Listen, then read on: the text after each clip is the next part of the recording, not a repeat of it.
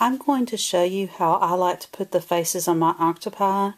There are many ways to do it, but I'm just going to show you how I do it. First of all, you notice I've only done maybe about half the head so far. And I like to get my eyes stitched on there. And then I'll crochet some more and do the mouth, because I like to have the biggest opening that I can to be able to reach in and do those stitches. You can put on faces after the octopus is completely done. It's just that you have so much down here that you have to work around that I prefer to do it when I have less stuff in my way. This is just the suggestion that I have. I like to put the face, whether it's like just the eyes or if it's the eyes and the mouth, in the section where I'm not doing any increases or decreases, because those are the areas where if you try to put that stitch across that increase or that decrease, the stitch is a lot longer than the others and the faces will be all crooked and out of alignment. Okay, what I have done right now is I've took a disappearing ink pen and went ahead and drew in the eyes just so you can see where my stitches will be placed, so it makes a little bit more sense as I'm doing it. I don't do that on a, when I normally make an octopus, but I did that just for the video. Okay, here's what I do. I start at one end, and then what I do is I leave enough yarn hanging down out of it so that I can tie it to the other end when that comes up, and you'll see what I'm talking about here in a few minutes. Okay, this is the end of that stitch, so I come up to the other stitch, and what I'm making right now is they're like little eyelashes that I like to put on the octopus. You can either do like I just did and do the stitch all at once, or you can go down and pull your needle out and then come back in, however you want to do it. This is the perfect time to show you about the reason why I like to have this so big, is so that I can reach in there. Whenever the octopus head is already finished, your opening's like so small and it's hard to reach in there, but it can be done. Okay, so then I'm going to go down right there. Okay, come up right there. And it's basically like embroidery or cross stitch, so if you're familiar with those crafts, you should be able to do a face pretty easily. If it's easier for you to draw it on there first, you can. I have seen patterns online where people will draw it out on graph paper, and you can do that. You could use the disappearing ink pen like I did, whatever you want to do. You just basically put your needle in and then come out just like you would for cross stitch or needle point or even embroidery.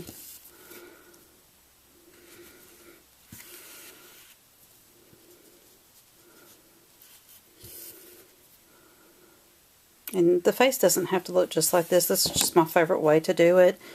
And you can change it up each time you do it.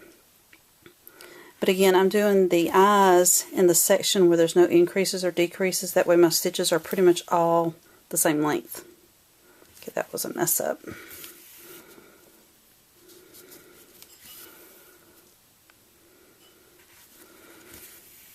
Okay, so there's the eyes. And what I'm going to do now is I'm going to crochet a few more rows so that I can do the mouth. I usually put about 3 or 4 rows between the eyes and the mouth. You can do them close together farther apart, it's up to you. But what this is these are the rows where I've increased.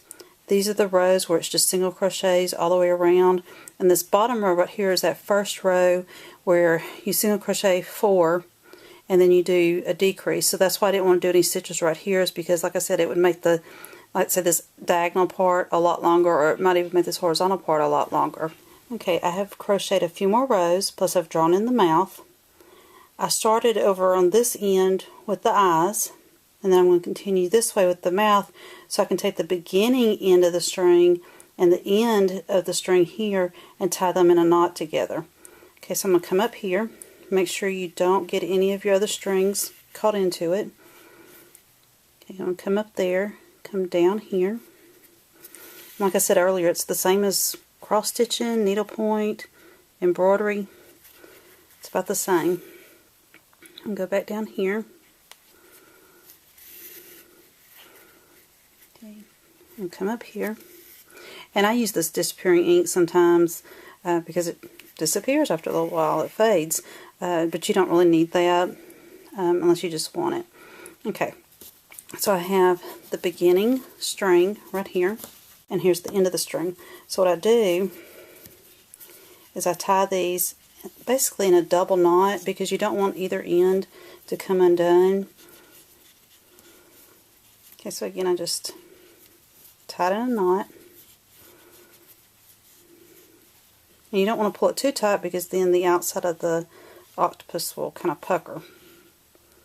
Okay, and then I just snip it, and I like to leave a little bit of a length on it because it just makes it better and it keeps the ends from pulling too loose. And okay, so there you have it. And then I finish the octopus and do the legs, and it's done.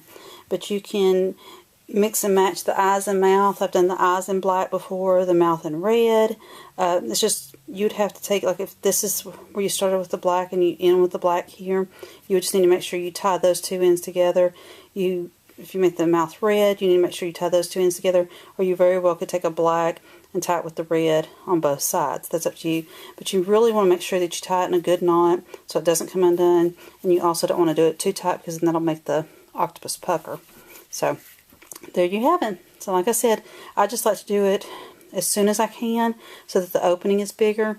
If you wait till the head is like really narrow right here, it's hard to get your hand up in there and do the stitches that you need. So there you go.